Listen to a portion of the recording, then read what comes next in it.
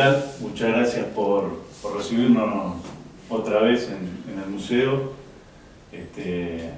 Y la verdad que como historiador, como autor de estos libros de Dorrego, de Lavalle, de Mitre, y también como un protagonista de la investigación histórica de Cañuelas, al grupo del Centro Cultural Volveré, nos gustaría que nos cuentes la historia del Pacto de Cañuelas como para dar un puntapié a esta charla. Yo te vuelvo a agradecer la presencia y al público. También te vuelvo a agradecer tu paciencia, porque yo me pongo a hablar y no paro más.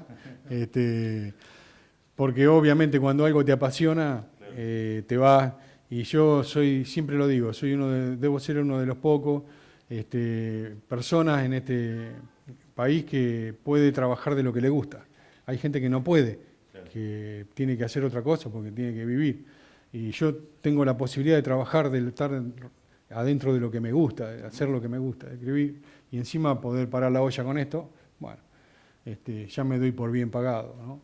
El Pacto de Cañuelas es uno de los pactos de los cuales ahora habla la Constitución Nacional, uno de los pactos preexistentes. Y además es un pacto, un tratado que está a la altura, a la importancia del Tratado del Pilar de 1820, que el Tratado del Pilar es el que crea la provincia de Buenos Aires, ¿no es cierto? Claro. El Pacto de Cañuelas está a esa altura. Es la primera vez que en el país el poder cambia de manos. De un grupo que venía manejando la cosa desde 1816, desde la independencia, que era el grupo directorial. Luego, a mediados de la década del 20 del siglo XIX, se va a llamar unitario. Sí. A otro grupo de poder, que es el grupo, pongo comillas, federal, encarnado por Rosas, que en realidad no era federal. Eran los federales rosistas, si querés podemos llamarle. Hay que hilar finito y vos querés hablar de eso, pero pará que cierro porque me pega aquel. El de la cámara se enoja. Cambia de manos. Es un ejercicio de transición, digamos, de poder. Y va a durar, o sea, Rosas se va a hacer con el poder de la provincia. Sí. Ya tenía el poder de la campaña, sí. Ya tenía el poder del grupo ese dominante, que él era el capo, que eran los hacendados de Buenos Aires, y un grupo importante económicamente y políticamente, obviamente, porque donde está la economía también está la política, y va a estar durante 20 años en el poder. Es decir, va a durar hasta el 3 de febrero de 1852. ¿Por qué se da en Cañuelas? El pacto se hace en Cañuelas por una cuestión, digamos, física y táctica, si querés, porque, por ejemplo, la voy a hacer corta, tratar de hacerla corta. Vos tenés 1828, la rebelión de los unitarios, que venía, el ejército que venía de la guerra con el Brasil, enconado en contra de Dorrego, que era el gobernador. Por la firma de la paz. Por la firma de la paz, que en realidad ya estaba pactada por el gobierno de Rivadavia, es decir, no por Rivadavia, porque el primero que se asombra de lo que había firmado García es Rivadavia. Dice, ¿cómo este tipo firmó esto? Un ministro García que... El ministro García, que es para estudiarlo, hay que hacer hay que hacer un estudio de ese tipo, porque estuvo con todos los gobiernos, y todos los gobiernos hizo alguna, claro. Se mandó alguna, ¿me entendés? Él estuvo con Rosa, estuvo con Rivadavia, estuvo con Martín Rodríguez, estuvo con todo el mundo. Y algunas tajadas siempre sacaba. Claro. Bueno, lo mandaron a Brasil a cerrar un pacto donde la Argentina, la Argentina tenía que salir ganando, por lo menos no... Había ganado la guerra y perdió la paz. Habíamos ganado la guerra y perdimos la banda oriental. Y perdimos la banda oriental. La banda oriental. Así llegan Lavalle y sus tropas. Llegan las tropas, llega Lavalle y se produce ese grupo directorial que yo te digo que venía desde Tucumán de 1816, Pueyrredón, directorial porque son todos los que hacen el directorio, que después se va a llamar unitario a partir de ahora, que están los Agüeros, Florencio Varela, los hermanos Varela, Del Carril, y bueno, todos los ilustrados, digamos, de Buenos Aires. Y el grupo federal era el grupo de Dorrego, que después son los llamados por los rosistas lomos negros. Que en realidad son federales doctrinarios. Que también eran vanguardia institucional o constitucional, ¿no? Seguían un modelo norteamericano de constitución. Sí, ¿no? bueno, ahí hay toda una mezcla que también podemos adosarle todo el pensamiento de Artigas, que se toma mucho de la Constitución estadounidense, en fin. No olvidemos que Dorrego había estado exiliado en Baltimore. Él había sido echado de acá, pero nos vamos y nos va a retar el director. Bueno. ¿Cómo llegan a Cañuelas entonces? ¿Cómo llegamos a Cañuelas? Sí. Lo matan a Dorrego, lo toman prisionero, lo matan en Navarro. Rosas le dice, vení, vámonos, porque nos van a cocinar a los dos, esto está perdido. Dorrego no se quiere ir. Tenía eso Dorrego, era un tipo muy testarudo. Tenía sus cositas, ¿viste? Un geminiano muy especial. Rosas se va con López a Santa Fe y en Santa Fe se reúne la convención, lo nombra a López general en jefe del ejército confederado. Rosas lo ponen de segundo. Rosas se la bancó hasta ahí, pero porque estaba en Santa Fe.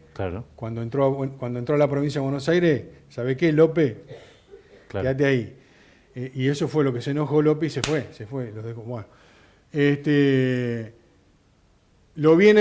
Lavalle sale a perseguirlos, va a buscarlos a Santa Fe, ahí está toda la historia cuando lo hacen entrar en los campos de Mío Mío en Romerillo. Los caballos comen romerillo, dice que pegaban unos saltos, le dejan medio ejército a pie, los corren y llega al Puente de Márquez. Lavalle pelea, se produce la batalla del Puente de Márquez. Eso es Moreno. Más o menos, sí, Moreno. Sí, Moreno, Pacheco, por ahí. El oeste. El oeste, sí. Claro, entran de Santa Fe para acá, por el Puente de Márquez. Se produce la batalla del Puente de Márquez el 25 de abril. El 27 de abril ya hay comunicación entre el campamento de Lavalle, que estaba ubicado después de esa batalla, que la pierde, lo hacen pedazo. La pierde y se viene a los tapiales de Alto Laguirre. ¿A dónde era eso? Era una estancia muy vieja, que es acá Matanza. A donde está el Mercado Central ahora. De los Ramos Mejía. Ahí era, claro, pero se llamaba Tapiales de Alto Laguirre porque antiguamente había sido de Alto Laguirre, en la época de la colonia. Los tapiales de Alto Laguirre, ¿por qué? Porque estaban las paredes, se había caído la casa. Y bueno, vino Lavalle, se sitúa ahí, en las puertas de Buenos Aires, vamos a decir. Pero Buenos Aires estaba sitiada porque Rosas estaba en Cañuelas. Rosas se viene de Puente de Márquez a Caledonia por su amistad con Miller y afinidad política, en fin, era uno más de la vanguardia terrateniente, digamos. Miller. ¿Quién era Miller? Porque John Miller era un estanciero que era el dueño de la estancia de la Caledonia. ¿Es inglés? No, es escocés. Escocés. Es uno de aquellos británicos que fueron los que también pioneros en la explotación, el que trae a Tarquino. ¿No? Que bueno, si bien pobre Tarquino le costó bastante, con todas las vacas fieras que le tocaron, se diluyó un poco su sangre. La genética del avance fue genético. El primero, claro. Pero lo que tiene de importante es que fue el primero que llegó. Rosas entonces estaba en la estancia. Se viene a la Caledonia, Rosas. Y su ejército se aposta ahí, 2.000 y pico de hombres o más. Y López, que era el general en jefe del ejército confederado, en Luján. O sea que Lavalle está sitiado. Buenos Aires está sitiada. Del sur no le entra nada. Del oeste no le entra nada. Empieza a haber hambre, no entra carne, no entra nada. el pueblo se empieza a poner mal. Lavalle todavía es gobernador de facto, Claro. porque él había volteado a Dorrego y lo había matado encima. Claro. Entonces ya, antes de que Lavalle venga a Cañuelas, ya habían empezado las conversaciones entre el grupo unitario y Rosas. Bien. Entre el jefe de los unitarios de aquel momento, que era Pueyrredón, que ya estaba bastante viejón, y Juan Manuel de Rosas, que estaba acá en la Caledonia. Y hay un montón de cartas. Hay una carta en la cual, muy curiosa, que yo la pongo en el libro, y me parece, no sé si está en el de Lavalle o en el de Dorrego, que le dice: usted sabe perfectamente, don Juan Martín, que yo no soy federal, mis ideas no son federales, he sido unitario siempre, le dice Rosas a Pueyrredón. Me estás empañando la figura. Bueno, está la carta, ¿viste? Mirá.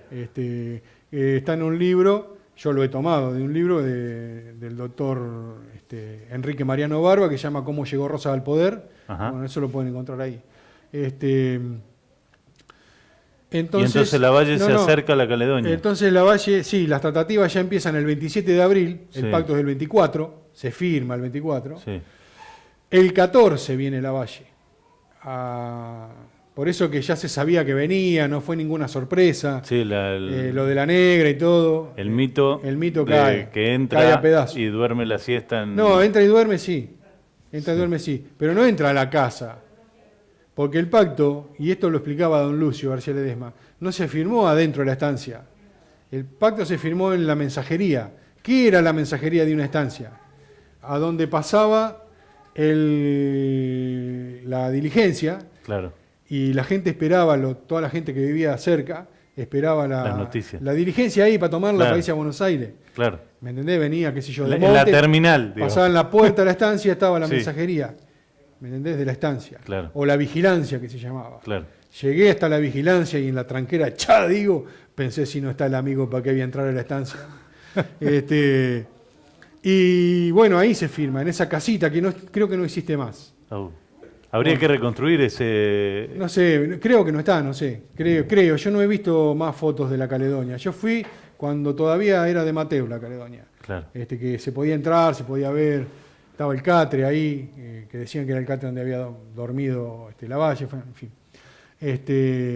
Son todo chiquitaje, porque lo principal es lo que se firmó. Es lo que se firmó. Claro. Entonces, ¿Ese documento dónde está? Debe estar en no, algún eso está en el museo. Archivo General de la Nación Ah. y hay copias. Acá hay fotocopias. El que Bien. quiere la letra está en el libro de García Ledesma. Vas Claro. a Moblamac y te hace Sí, la sí, fotocopia. perfecto, sí. Pasé un chivo, perdón. No, está bien. A Moblamac mandá Pero una red. yo, ¿se puede recuperar la idea de pacto y la historia del pacto como parte de la identidad de Cañuelas? Yo veo que en Monte, por ejemplo, Pienso que sí. Debería ser los así. Colorados del Monte fueron recuperados, ¿no? Y Bueno, ahí, todo se puede recuperar. Es decir, la historia, a ver cómo te puedo explicar para que me entiendas vos y me entienda la gente.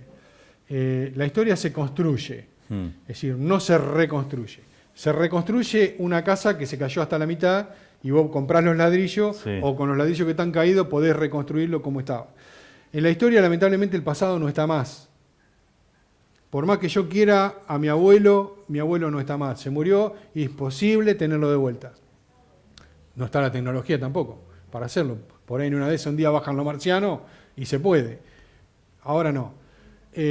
Por eso, Sí. el pasado, nosotros decimos que el pasado no existe. Así como decimos que la historia no se repite, puede haber situaciones parecidas, pero no se repite. se construye. Está bien. La historia, el relato de la historia se construye. Entonces, todo lo que nosotros tengamos que construir en base a esto y que podamos hacerlo, está bienvenido sea. Y el Pacto de Cañuelas tiene que ser identitario de Cañuelas. Si se firmó acá. Ahora sí. El Tratado del Pilar, los de Pilar festejan el Tratado del Pilar, ellos lo tienen como... Claro. Nosotros acá no le damos tanta importancia al Pacto de Cañuelas. ¿Qué no, en esa reconstrucción, qué mensaje nos daría hoy el Pacto de Cañuelas? Bueno, mira, es una cuestión política que yo no sé si tiene... Porque las extrapolaciones en historia son Sí. peligrosas y... Pero no se reivindicarlo simbolizaría algo, ¿no? Y simbolizaría las ganas de decir basta de pelear, que sería lo que... Eso fue lo que hicieron. Una lectura que se podría hacer. Si vos lo hilás finito y lo leés bien entre líneas y viene abajo, en realidad ahí lo que hay es un cambio de poder, un cambio de manos del poder y con todo lo que eso trae. O sea, te vuelvo a repetir, Rosas estuvo 20 años. Él quería el poder y Lavalle que ganó que no le tocaran un pelo, porque era para fusilarlo. Porque el que hierro mata, hierro muere, le iba a pasar lo mismo. El tipo logra, por eso se pone tan mal porque el pacto de Cañuela no dio resultado.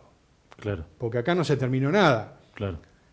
Van a elecciones que no eran como las elecciones de ahora, se elegían electores y vos te decían, vos, ¿por quién vas a votar vos? ¿Por la parroquia o por el comité?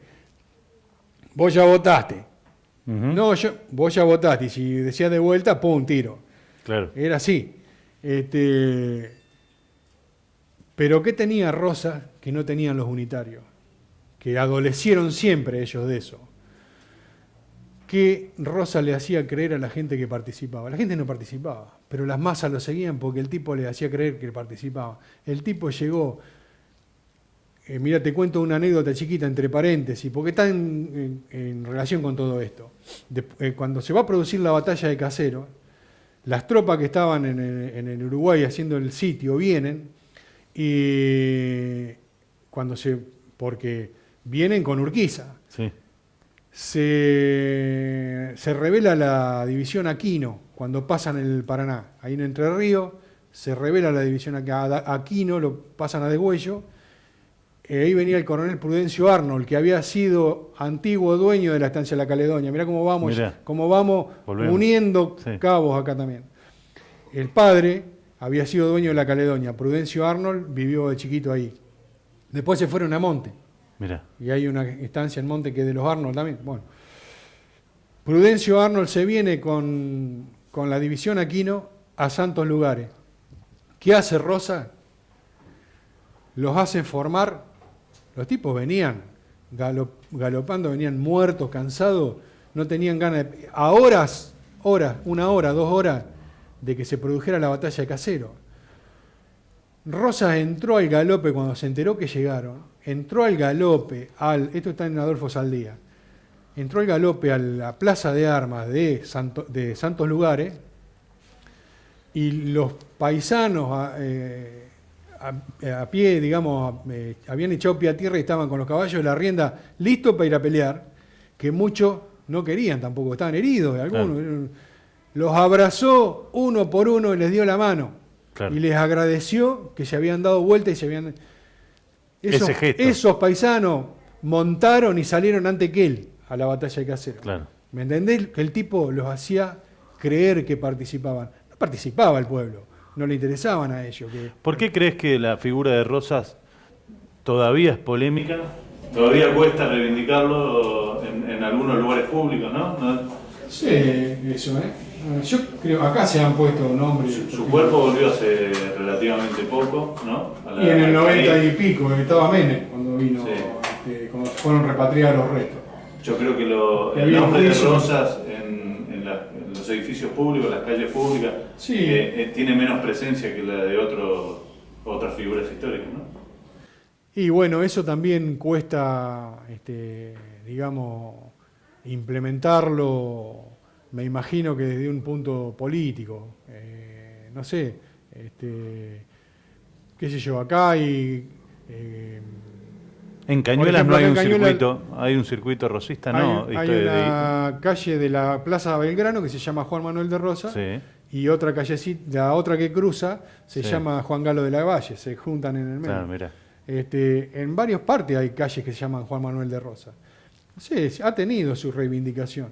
Es decir, lo que no está bien es tratar de explicar los hechos del presente con hechos y personajes del pasado. Eso es ideología. Eso no se puede hacer. Bien. Es decir, se hace, pero no se recomienda que se haga. Ahora, Rosas como una figura más. Te vuelvo a repetir lo que hablábamos hoy fuera de cámara. qué sé yo, Mitre en 1859 hace la Galería de Celebridades Argentinas, Sí, ¿no es cierto? Mitre es liberal. claro. A Mitre no se lo puede encuadrar dentro del unitarismo, ya estaba. El unitarismo termina en 1841 cuando lo matan a Lavalle en Jujuy. Claro. Ahí termina el partido. Y el rosismo, el federalismo, el partido federal, no el federalismo del que hablamos nosotros hoy ahora, que es Sí. otra cosa distinta. El partido federal, el viejo partido federal, termina en 1874 después de la batalla de Ñaembé, en Entre Ríos. Ujú. Después que lo matan a Urquiza y López Jordán, que es el que lo mata a Urquiza, es vencido en Ñaembé. Ahí desaparece el Partido Federal como partido, como tal, y los federales se dispersan, se hacen autonomistas, después viene toda la movida de Alsina con el autonomismo, ¿no? Y los liberales de Mitre. ¿Qué hace? El Panteón, ¿y quién va a poner? ¿A Rosa? El relato qué era no? otro. Claro, el relato, bueno, por Entonces ahí eso. pone a San Martín, que tiene que Sí. estar, lo pone a Belgrano, Belgrano. a Sarmiento, que fue presidente de la Nación, papi, pum, pa. Rosa no está, porque lo asociaban que era el gaucho, el indio, el oscurantismo, todo lo malo, todo estaba representado. Ojo que estoy hablando así, Sí, sí, hilvanando sí, sí. grande Sí. para que esto sea corto y no me pegue un tiro el tipo de la cámara. Y viene el revisionismo en la década del 20-30. Sí. ¿Qué hace? ¿Qué es el otro nacionalismo? Que no es el nacionalismo Cuenta la otra historia. No cuenta, la historia cuenta la misma, la ve de otro lado. Claro. El revisionismo, que es una empresa política, Ujú. historiográfica, pero política a la vez, más política Sí. que historiográfica. Entonces toma a Rosas y lo pone acá, dice, bueno, don Juan Manuel, porque también podía haber reivindicado a Facundo no le da Claro. ni 5 pelotas. Claro. Rosas. Y hacen el contrapanteón. El Chacho y Ujú. y el otro, y lo sacan a estos otros. Hacen lo mismo que hizo el otro. ¿Por qué no lo juntan a todos si todos estuvieron en la historia? Para Yo cerrar, tengo que- quizá por eso, yo el tengo que pacto de poder hablar- Cañuelas simboliza algo Claro, que yo podría unir esas dos corrientes. Y de hecho, ahora te digo una cosa. Me hiciste acordar de lo que te quería contar hoy. Porque estos muchachos, más allá de ser federales y unitarios, Mm. eran porteños.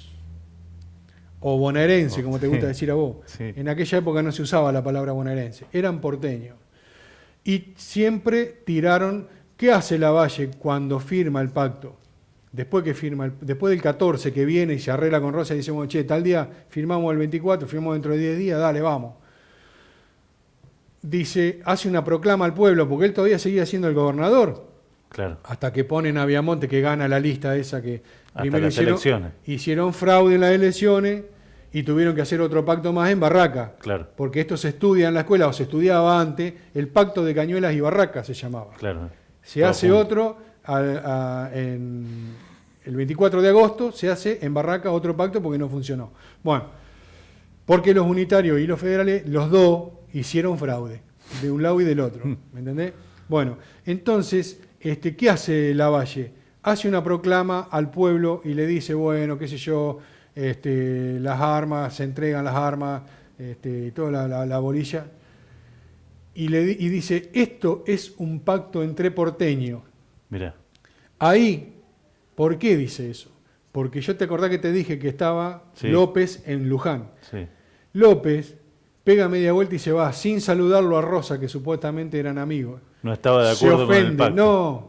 No, sí, estaba de acuerdo, pero a él no lo llamaron en ningún momento a negociar nada. Ah, no firmó. Porque es santafesino. Claro. Y porque acá, ¿qué dijo Lavalle? Yo no voy a firmar nada mientras el santafesino esté en Luján, con un ejército que no es de esta provincia.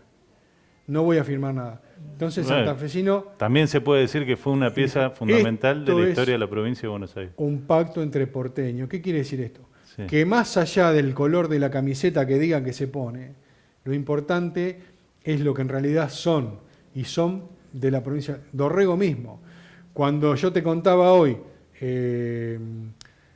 Rivadavia, un tipo que es el adalid del unitarismo, Sí. que vos decís, unitario recalcitrante, vos querés una medida más federal que la creación de un banco nacional. Claro. Bueno, ¿y qué pasa en la legislatura porteña, en la sala de representantes? ¿Quién salta? Dorrego. ¿Qué dice Dorrego? Que era federal. ¿Qué es eso, señor Rivadavia, de querer repartir nuestras rentas con la provincia? Porque lo que quería el banco era Claro. descentralizar Claro. la aduana. Era la defensa de los intereses de la provincia de Buenos Aires. El queso era de ellos. Y ellos se peleaban entre ellos y los arreglos eran entre ellos. Acá no Bien. entraba nadie más. Con- Ni santafesino, ni cordobés, ni nada. Y eso fue lo que nos tuvo separado tanto tiempo. Hasta la Constitución, hasta que se firmó la Constitución. ¿Por qué existe un Cepeda? ¿Por qué existe un Pavón? Es Buenos Aires contra el interior. Buenos Aires siempre fue la más grande, la hermana mayor, la más rica. Cuando en la época de Mitre, cuando en la época de Urquiza, perdón, dice, bueno, vamos a hacer la confederación, hacemos la Constitución, Buenos Aires dice, no, nosotros no queremos, nos separamos. Hasta 1861 estuvieron separados. Ustedes necesitan de nosotros de ustedes no. Y a la vista está que Buenos Aires comercialmente creció el triple en la época de la Confederación, y la Confederación, pobrecito. Pero bueno, esa es otra historia. Esa es otra historia que la contamos otro día. Muchas gracias, Gustavo, y colorín colorado. Muchas Muchas gracias a ustedes. Soy un agradecido de que vengan y que bueno se sepa un poco lo que hacemos. Y vamos y a volver varias veces. Un abrazo. Cuando ustedes quieran.